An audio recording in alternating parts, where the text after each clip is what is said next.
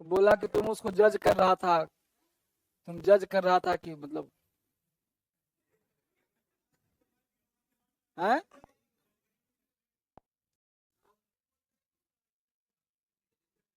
बोला बच्चा सब आया, हमको जज करना शुरू किया कि गलत कहाँ पढ़ाता है, सही कहाँ पढ़ाता है। फिर दूसरा दूसरा शिकायत है कि बच्चों में तुम लोग नुस्ख निकाल रहे थे, कहाँ गलती बोलता है।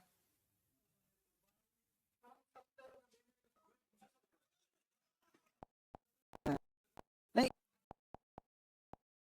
संस्थान में इंग्लिश का टीचर एक ही टीचर।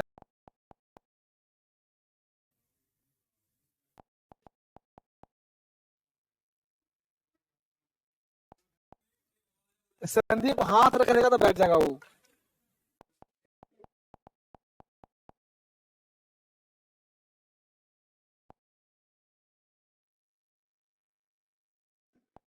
अब सुनो कहानी, संदीप को जान लो, रियल से जान लो। जब 2012 में भटक रहा था, मेरे के माँ से हैंडल करना था, तुम टेस्ट नहीं ले सकता है वो, दिया हूँ सारे मटेरियल धर्मेंद्र सर के कि आप झूठ रहेगा संस्थान में कोई भी एक कर सकता है, समझ गए। तो उसके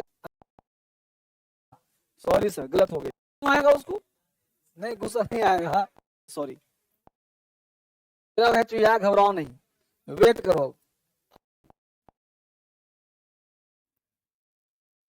ये सब चीज कुछ मत डालियो, ठीक है। हाँ क्या है, लाइट जल रही है, कुछ कम लग रही है ना, तो कम क्यों आ रही भाई, रोशनी बढ़ाओ।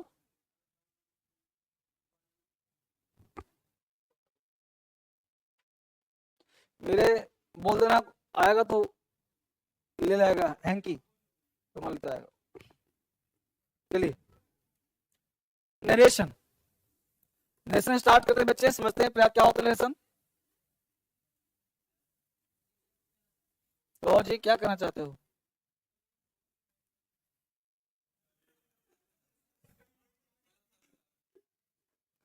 चलो नरेशन स्टार्ट करो, इतनी बात हो गई फिर वहीं पर तुम लोग। नरेशन क्यों पढ़ते हैं, किसी भी टॉपिक को पहले जानो पढ़ते क्यों, इसकी आवश्यकता क्या है, इसकी जरूरत क्या है। तो सबसे पहले एग्जाम के पर्पस को देखो, तो एग्जाम की तैयारी करने के लिए आओ। मैं एग्जाम की बात करूं तो नरेशन से लगभग पहले पूछता था 25 से 27 क्वेश्चन, तो अब पूछेगा 15 से 20 क्वेश्चन, 15 से 20 नंबर का पूछेगा, 15 टू 20 मार्क्स का क्वेश्चन पूछेगा, 15 टू 20 मार्क्स का क्वेश्चन नरेशन से एग्जाम में।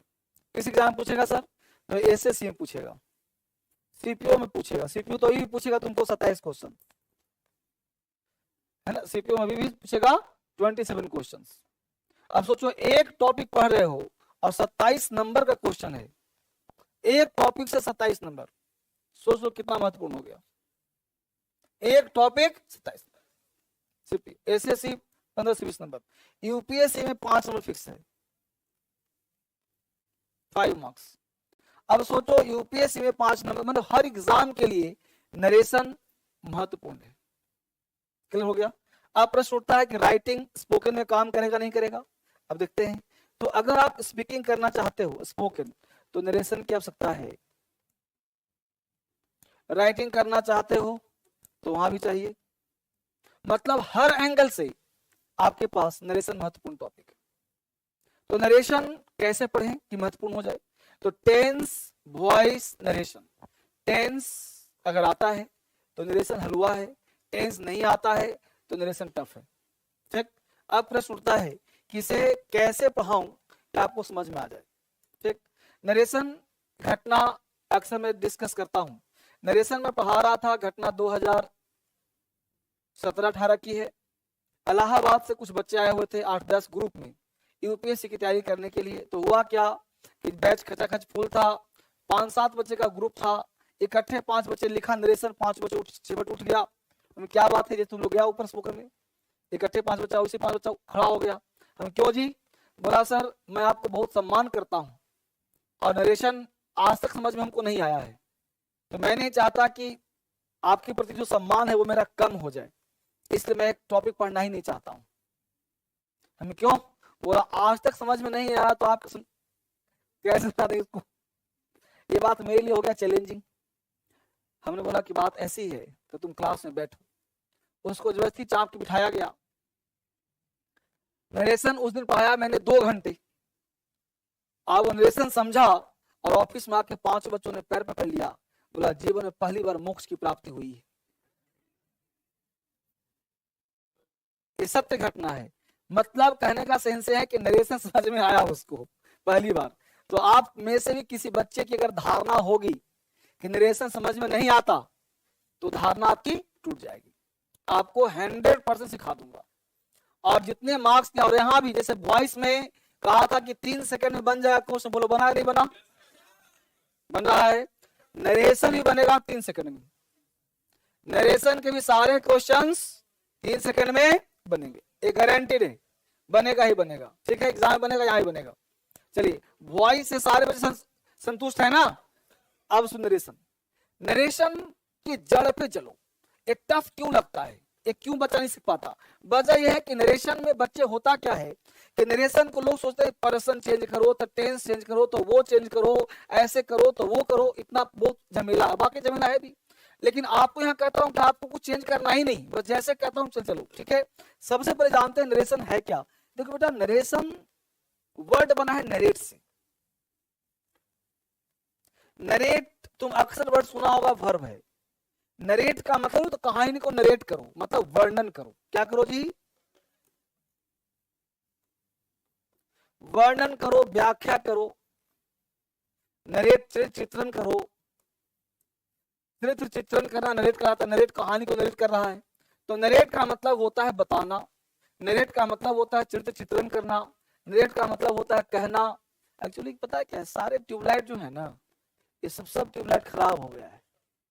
सब में कुछ ना कुछ जंग लग गया है। ऊपर से कोई तीर कमान ही चला दिया उसने, देखो देखो सब लोग।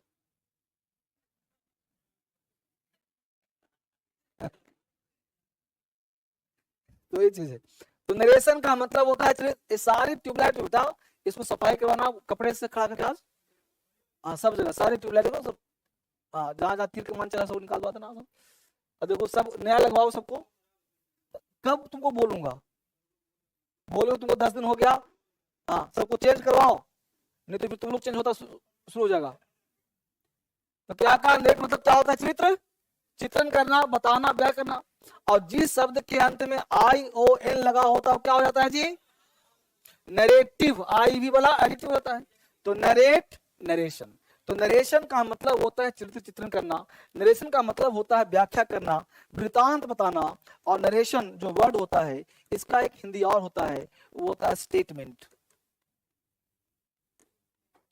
स्टेटमेंट, स्टेटमेंट का मतलब होता है बेटा स्पीच। क्या होता है? Speech.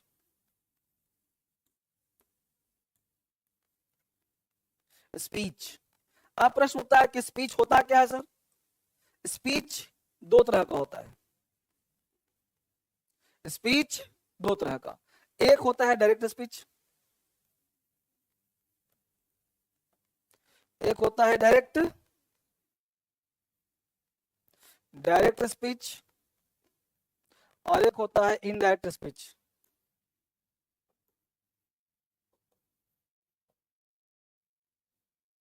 Direct speech, indirect speech. प्रश्न उठता है डायरेक्ट क्या होता है, इनडायरेक्ट क्या होता है? भाई स्पीच होता क्या है? स्पीच का मतलब जो भी आप डे टू डे लाइफ में बोलते हो, सुबह से शाम तक जो बोलते हो। सुनना गौर से, टेंस में अब तक क्या पढ़ा? Single statement. वह जाता है, वह खाता है, वह पढ़ता है। वॉइस में क्या पढ़ा? Single statement. उसे पीटा जाता है, उसे पढ़ाया जाता है, आम राम के द्वारा खाया जाता है, सब सिंगल था। नरेशन एक ऐसा स्टेटमेंट है जो कभी भी सिंगल स्पीच नहीं होगा, जब भी होगा तो डबल होगा। इसमें एक बोलने वाला होगा, एक सुनने वाला होगा और एक कहने वाला होगा।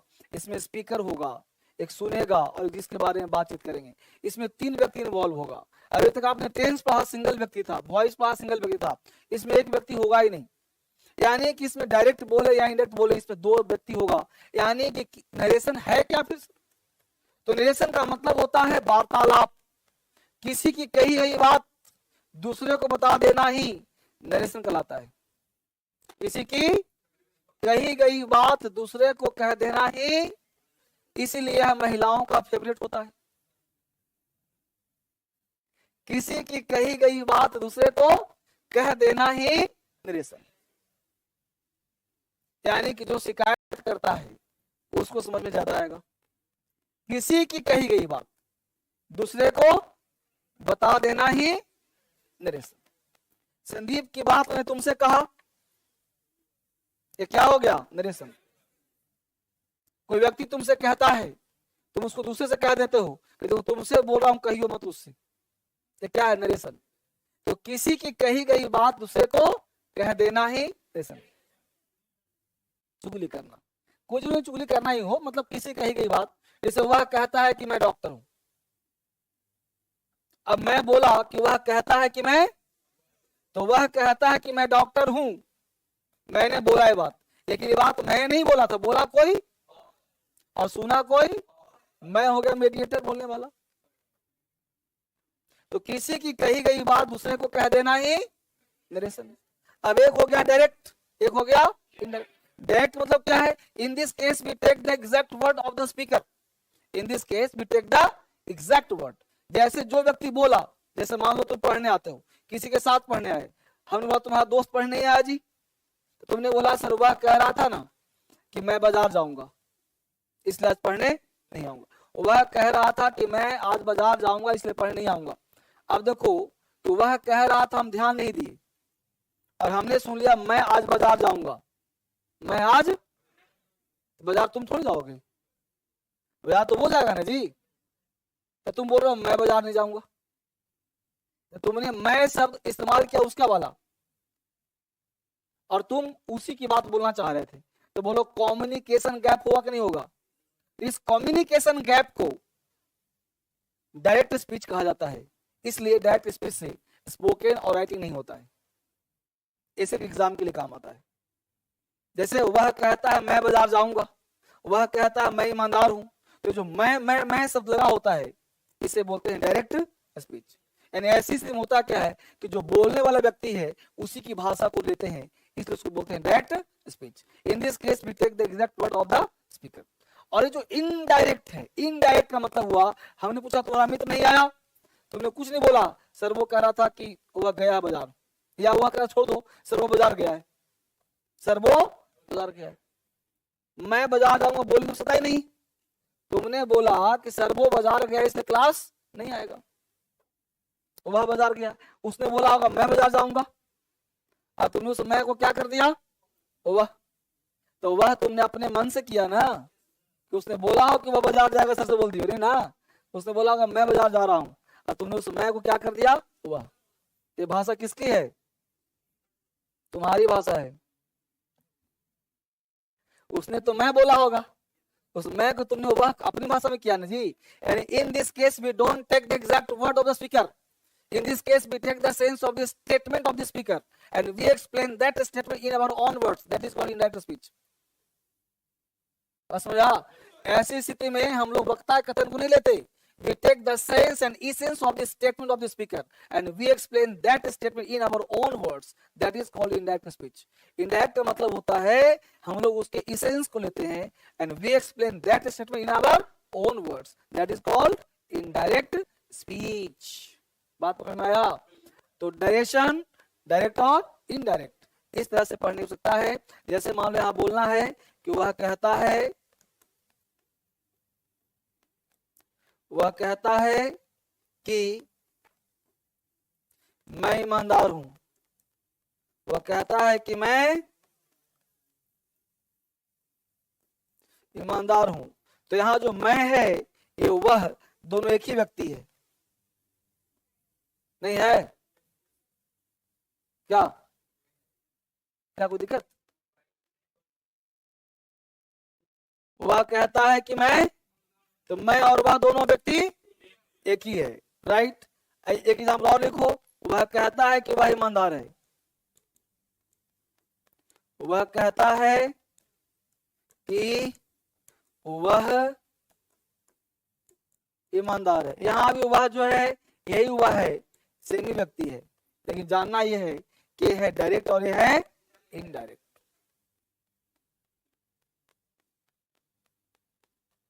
ये हो गया डायरेक्ट, मैं लगा है, और यहाँ वह लगा तो हो गया इनडायरेक्ट, क्योंकि ये भाषा दूसरे की है।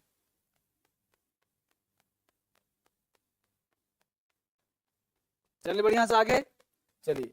तो अब आप हेडिंग बनाए नरेशन। हाँ बाबू, क्या बेटा गैपिंग कहां इसमें से, डायरेक्ट कैसे है? नहीं समझ में आया, गैपिंग क्या पूछ रहे?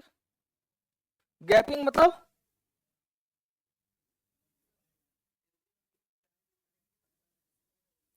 हिंदी और इंग्लिश में पहचान कैसे करेंगे?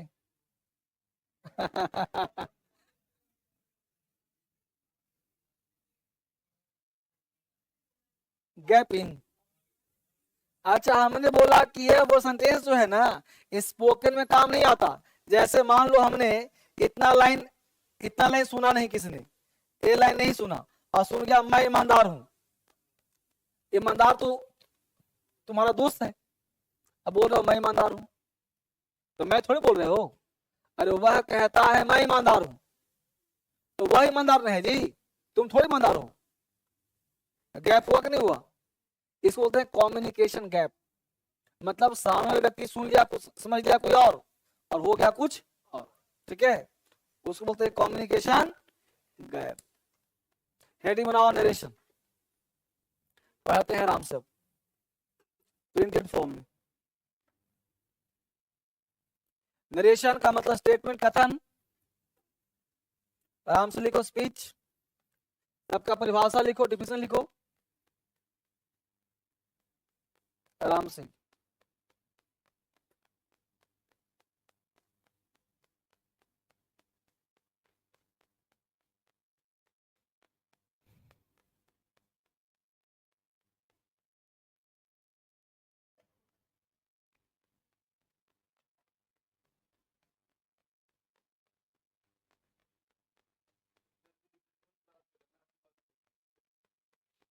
अभी पढ़ाऊंगा बढ़िया से, लिखो ना पहले। अभी क्लास शुरू कहाँ हुआ है? एक एक चीज सिखाऊंगा, आज दूंगा डिफिनेशन, कल से पढ़ाऊंगा बढ़िया से। आज थोड़ी तबीयत भी ठीक ढीली है मेरी।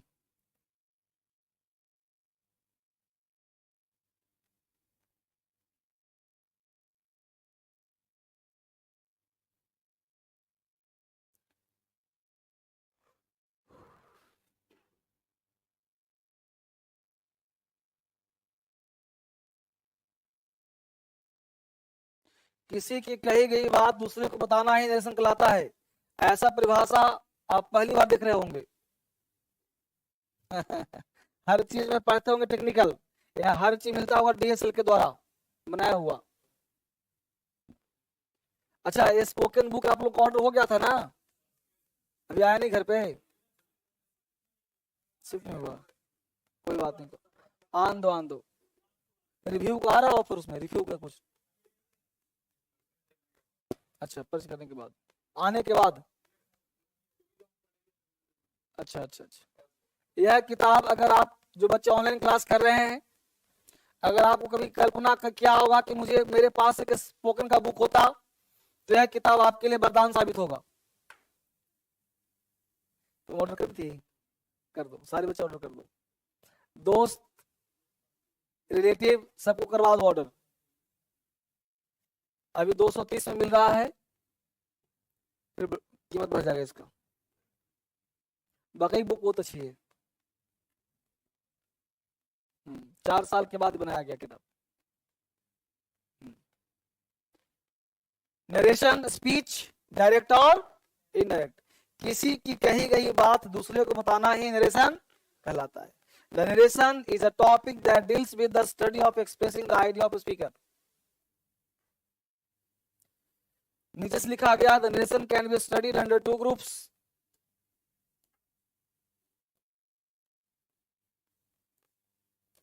The narration can be studied under two groups.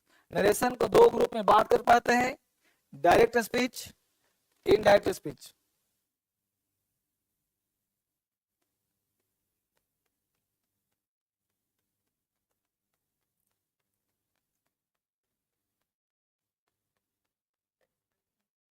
बताना.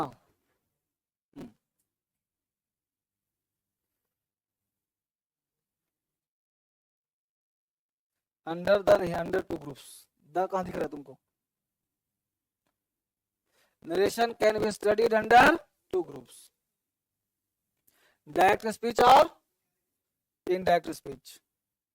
ठीक है, अभी सिर्फ दे रहा हूं डिफिनेशन, घबराना नहीं. जिसको नहीं समझ में आ रहा उसको समझ में आएगा, बिल्कुल चिंता नहीं करना, पढ़ाऊंगा तब.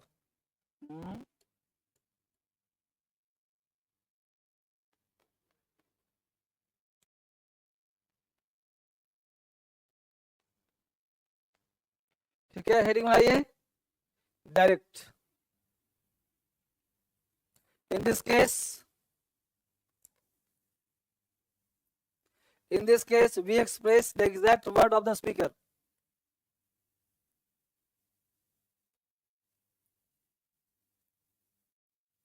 In this case, we express the exact word of the speaker. जब वक्ता के कथन को हूबहू उसी के शब्दों में व्यक्त किया जाए तो वह डायरेक्ट स्पीच कहलाता है. एग्जाम्पल दिया, वह कहता है कि मैं एक डॉक्टर हूं.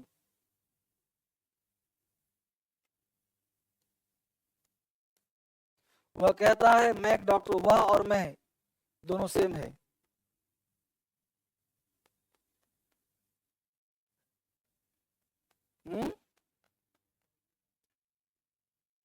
डायरेक्ट हो गया है. इसे बोलते हैं डायरेक्ट स्पीच, डीएस.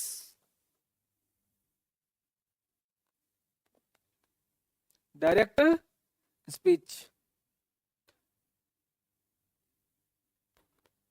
जो बच्चे ऑनलाइन क्लास कर रहे हैं, नरेशन समझ में आएगा उनको.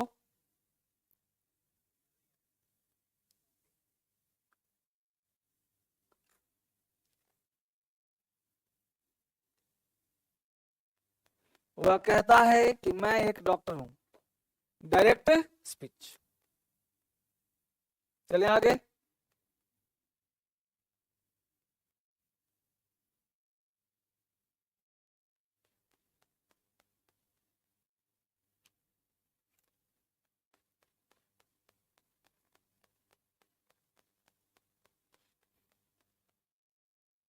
आराम से लिखिए, कोई टेंशन वाला काम नहीं, आराम से रिलैक्स में.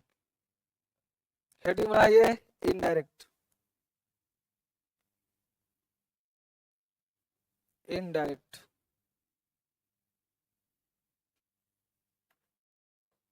Indirect speech. बस यहां तक लिखना है.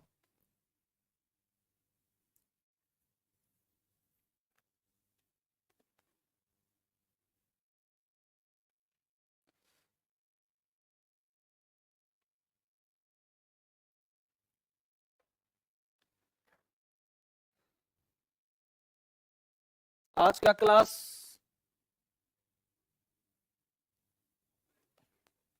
Offline plus online.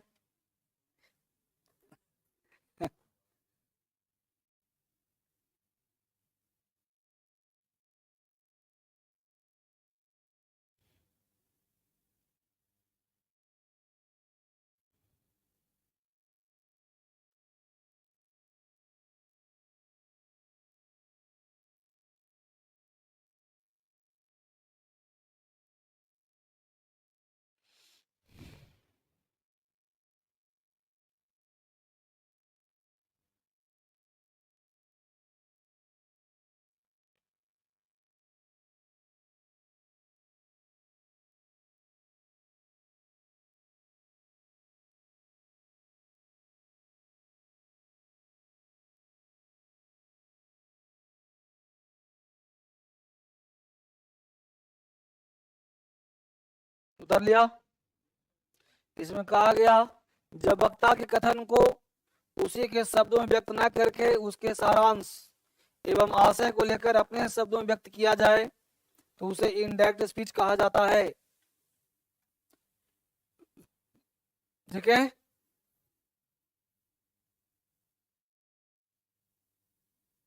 नीचे नहीं लिखना है, जहां तक अंडरलाइन किया वहीं तो लिखना है। जब वक्ता के कथन को उसी के शब्दों में व्यक्त न करके उसके सारांश एवं भाव को लेकर अपने शब्दों में व्यक्त किया जाए उसे इनडायरेक्ट स्पीच कहा जाता है। जैसे वह कहता है कि वह एक डॉक्टर है, राम कहता है कि वह एक डॉक्टर है, तो वह जो वर्ड आया वो अपने भाषा प्रयोग किया है, इसलिए अब क्या किया जाएगा, इनडायरेक्ट। अपनी भाषा बोले हम लोगों ने अपने से, उतार दिया तक। देखते हैं आराम से, घबराते नहीं, चलते हैं आराम से। हिंदी अंग्रेजी, वक्ता मतलब बोलने वाला। तो यहां तक लिख लिया आपने, यह था सिर्फ डिफिनीशन। डायरेक्ट इनडायरेक्ट होता क्या है ये परिचय दिया गया आपको। जब व्यक्ति खुद बोलता हो डायरेक्ट हो गया, उसके बदले कोई और बोल दिया इनडायरेक्ट हो गया। मैं शब्द आ जाए डायरेक्ट होगा, वह आ जाए इनडायरेक्ट हो जाएगा। क्योंकि कोई व्यक्ति अपने बारे में वह तो बोल नहीं सकता है, अपने बारे तो मैं ही बोलेगा हमेशा, तो मैं बोलेगा तो डायरेक्ट हो गया, तुम बोलोगे वह इनडायरेक्ट हो जाएगा। निकाल लिया सबने, चलिए चले आगे, बड़े प्यार से पढ़िए। सब दिन होत न एक समाना। आज थोड़ा सा मौसम गड़बड़ है, मेरी तबीयत थोड़ी सी खराब है आज। आज मैं छुट्टी करने के मूड में था, पता तुम लोगों को, तुम हमसे पढ़वा रहे हो आज। देखो 2 दिन छुट्टी हुआ, लेकिन मेरे काम का नहीं हुआ, मतलब तबीयत खराब तो आज हुआ ना। अगर ये काम सैटरडे हो गया तो थोड़ा ढीला मौसम तो आराम से होता। कल हमने फुल डे बिस्तर पे रहा। ऑफिस में कि मैं आया था 10 मिनट के लिए, एक व्यक्ति बिहार से मिलने के लड़का आ गया, तो स्टाफ बोला कि सर घर पे लेके उसको आ जा रहा हूँ मिलने के, मैं ऑफिस आ रहा हूँ। अब बिहार से स्पेशल लगा, उसका सिलेक्शन कहीं हुआ था तो स्पेशल मिलने आया था, बोला कि बिना मिले सर से जाऊंगा नहीं, बिना फोटो खिंचाए मैं जाऊंगा ही नहीं। अब हुआ क्या कि मेरे साथ अब जाना पड़ा, फिर आ जाओ भी। तब मैं उससे मिला, 1 घंटा रहा, फिर मैं गया। तो कल से थोड़ी सी होता है ना, मौसम थोड़ा चेंज हो रहा है। खैर पढ़ाने में कमी नहीं होना चाहिए, वापस आ जाओ। यहाँ उतार लिया सबने, चलिए अब थोड़ा सा ना चर्चा करते हैं, देखते हैं आराम से क्या होता है इंग्लिश। देखो बेटा, पहला चीज अब यही से सीखने का प्रयास करना, subject plus verb plus other word. बोलो एक स्टेटमेंट है, इसे तुम टेंस भी कह सकते हो, वॉइस भी कह सकते हो, जब तक वर्ब डिसाइड ना हो तब तक कुछ भी कर सकते हो। ठीक है, इसे हटा दिया, इसे क्लाउज कह सकते हो। यहाँ पे कॉमा दिया, इन्वर्टेड कॉमा दिया, ध्यान देना, कॉमा इन्वर्ट, इन्वर्ट का मतलब होता है उल्टा। ये हुआ कॉमा, इन्वर्ट कर दिया ना, इन्वर्ट मतलब उल्टा।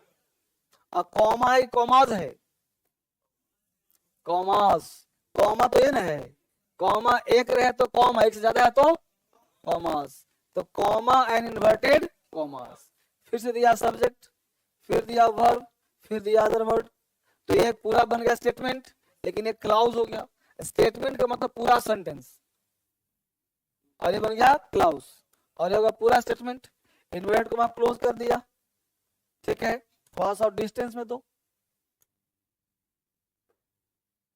ठीक, यहां दे दिया फुल स्टॉप। पहला गलती, अगर आपने देखो और से सीखते जाओ कहां कहां एरर हो सकता है, पहले बेसिक से। सबसे पहला गलती है कि अगर आपने इन्वर्टेड कॉमा यहां क्लोज कर दिया और फुल स्टॉप यहां दे दिया, क्वेश्चन मार्क यहां दे दिया, तो ये बताओ कि बाउंड्री से घेरा यहां से यहां तक, तो बाउंड्री के बाहर दिया तुमने ना, तो मिलेगा। अब किसी के खाना तुम घर से बाहर दे रहे हो, कैसे लगा हो। तो जितने भी पंक्चुएशन होते हैं कहां से, बाउंड्री के, बाउंड्री से बाहर कोई वैल्यू, इसे कहते हैं पंक्चुएशन एरर। क्या कहते हैं इसे, चलिए तो पहला इसको ठीक करिए। तो इसलिए साइन जितने भी होते हैं ना, ये सारे साइन दूर में दीजिए और साइन यहाँ पे दीजिए। ठीक है, तो जितने भी पंक्चुएशन होंगे इन्वर्टेड कॉमा के अंदर, पहला गलती। इसको ठीक करना है। पॉइंट नंबर 2 में आ जाइए। सबसे पहला काम हमने कहा कि ये है, इसको बोलते हैं वर्ब, और ये वर्ब रिपोर्ट करता है, वह कहता है, वह जाता है, और वह कहता है में क्या, ही सेड, ही सेज, तो सब्जेक्ट चाहिए और वर्ब चाहिए, इसलिए रिपोर्ट करता है, इसको बोलते हैं रिपोर्टिंग वर्ब। रिपोर्टिंग, इसको शॉर्ट में याद करना आर भी।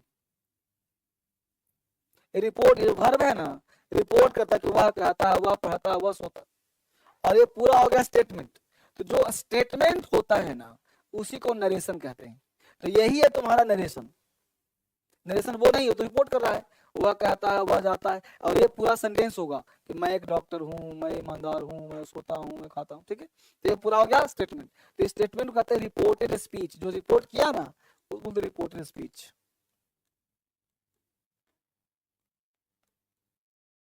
इसलिए इसको शॉर्ट में आरएस कहते हैं। तो 3 चीज सीखा, comma, inverted commas, RV, RS, comma, inverted commas. ये हो गया, इसका नाम क्या है बेटा, कॉमा, याद रहेगा। इसका नाम क्या है, इन्वर्टेड कॉमर्स।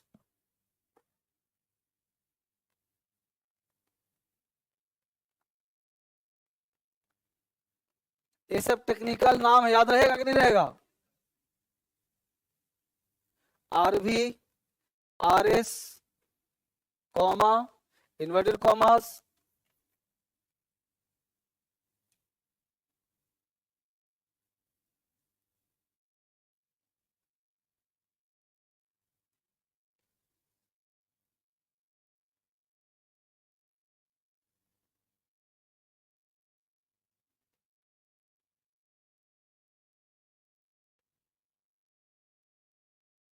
सर नोट कर लें, कहूंगा तब लिखेगा, तुम लिखो फटाफट।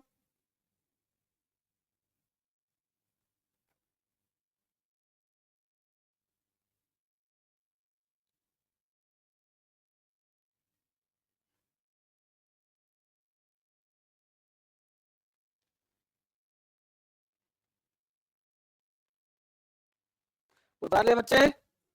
तो आपने अभी सिर्फ परिचय लिया है कि नरेशन का बनावट कैसा होगा। इन दोनों तरह से बना होगा तभी कहेंगे नरेशन, एक सेंटेंस नरेशन नहीं बोलेंगे।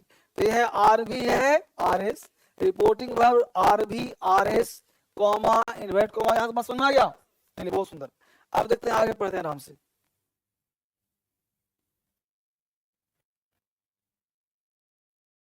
हटा दिया, अच्छी बात। देखिए बोर्ड पे ध्यान रखिए, अब जितना समझाऊं उतना समझिए। देखिए गौर से, ये है आर भी, ये है आर एस, अच्छी बात। अब सुनो बेटा, ये दोनों को हम मिलाना चाहते हैं। दोनों क्या चाहते हैं, अब सुनो, अगर कोई व्यक्ति आपके घर में, दूसरा व्यक्ति अलग घर में, तो आप क्या करते हो, आपका दरवाजा अलग है तो बाउंड्री से घेर लेते हो। तो एक घर को दूसरे घर से मतलब है कुछ भी नहीं है।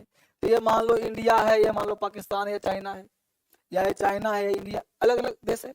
तो एक देश को दूसरे से मतलब, तो ये अपने घर में बाउंड्री से, ये बाउंड्री है इसका, इसका बाउंड्री है। तो इसका मतलब वो पहला कॉन्सेप्ट, हम लोग बोलते हैं राम सेड, ही सेड, गलत बोलते हैं। आपको ये बोलना चाहिए, किसी भी टेंस में बोलो तुम, एनी टेंस। राम सेड भी हो सकता है, राम सेज भी हो सकता है, राम विल से भी हो सकता है। मतलब आर भी किसी भी टेंस का, क्योंकि बाउंड्री से बाहर है, यह भी किसी भी टेंस का हो सकता है। लिखते चलो फटाफट, आपके अंदर से डर को खींच रहा हूं मैं फटाफट। तुम जो सोचते हो नरेशन का मतलब राम सेड, ही सेड ना, सेड साथ से मतलब नहीं है। सेड हो, सेज हो, विल से हो, कुछ भी हो सकता है, एनी टेंस।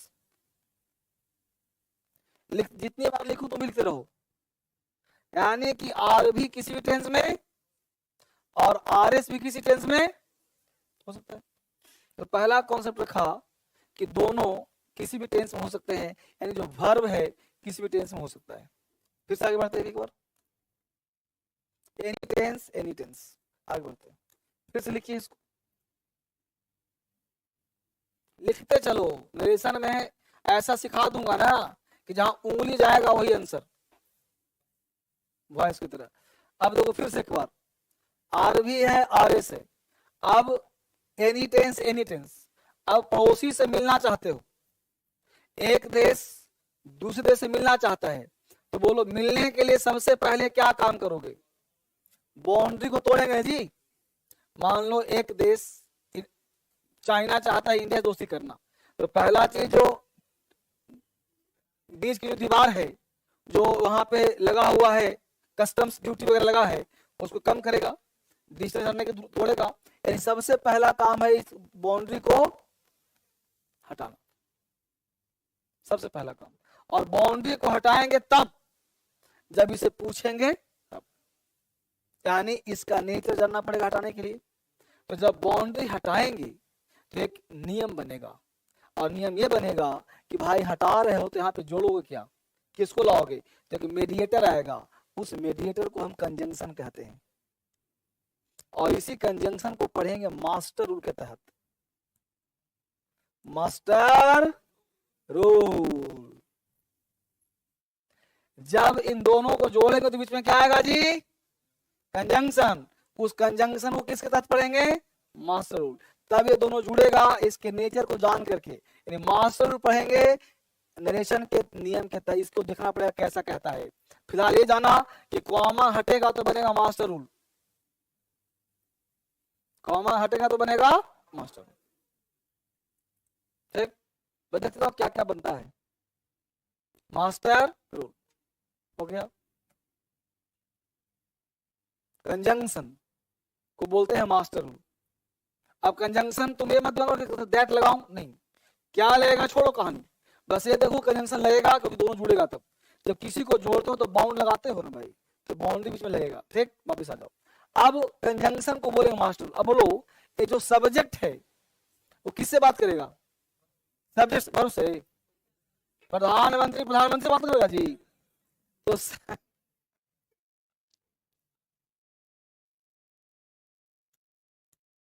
सब्जेक्ट बात किससे करें बेटा? और भर बात करें किससे?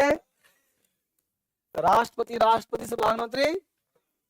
तो इस तरह जो रूल बनेगा उसको बोलेंगे generic rule. Generic rule, generic rule. Subject, subject से वर्ब, ध्यान रखिए ऑलवेज, सब्जेक्ट हमेशा जुड़ेगा किससे? सब्जेक्ट से। वर्ब, वर्ब से। इस तरह के रूल का नाम क्या होगा? Generic rule. जब कोई पीएम कहीं जाता है तो अपने साथ दो चार बिजनेसमैन को साथ में ले जाता है, तो उस तरह के अदर वर्ड को, एक्स्ट्रा वर्ड को जोड़ेगा, घटाएगा, हटेगा, तो उसको बोलते हैं special rule, specific rule, specific rule. तो नरेशन पढ़ने में कितने रूल काम करते हैं बच्चे? 3 रूल, मास्टर, जेनरिक और स्पेसिफिक।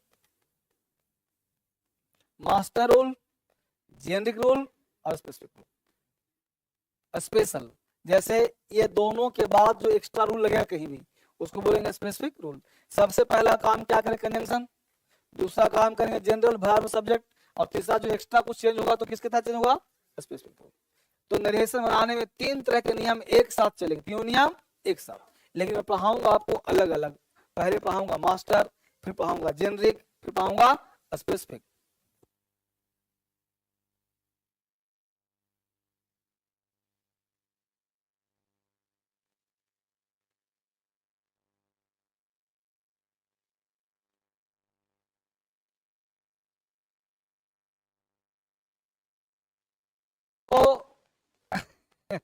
तो हमने कहा ये 3 तरह के रूल हम लोगों को पढ़ना है, ठीक। और तीनों रूल बड़ा खतरनाक है, ठीक है। तो इसमें मास्टर रूल, जेनरिक रूल, इस पे 1 दिन में खत्म करना पड़ेगा, और इसके लिए मुझे 1 दिन का समय दीजिए ताकि बड़े प्यार से समझा सकूं इसको, ठीक है। तो कल आप लोग बन ठन के आइए नहा धोआ के, कल पढ़ाऊं। कल सुनो, कल का क्लास किसी भी कीमत पे छोड़ना नहीं, बस समझ गया। कल ही मेन क्लास नरेशन का होगा, आज कुछ नहीं हुआ है, आज खाली परिचय दिया हूं, कल पढ़ाऊंगा, कल समझ में आएगा। ठीक बेटा, चिंता ना करो क्या करना है, छोड़ो कितने भी हो, ये सब पढ़ाऊंगा ना, चिंता करो।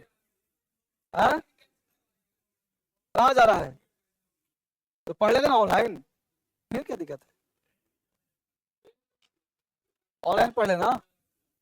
एग्जाम दो, एग्जाम कैसे मत लो, कल पढ़ाऊंगा, आज थोड़ा सा ना, थोड़ा सा मैं चाहता तो खींच देता, लेकिन खींचा नहीं मैं जानबूझ के, गॉड ब्लेस यू।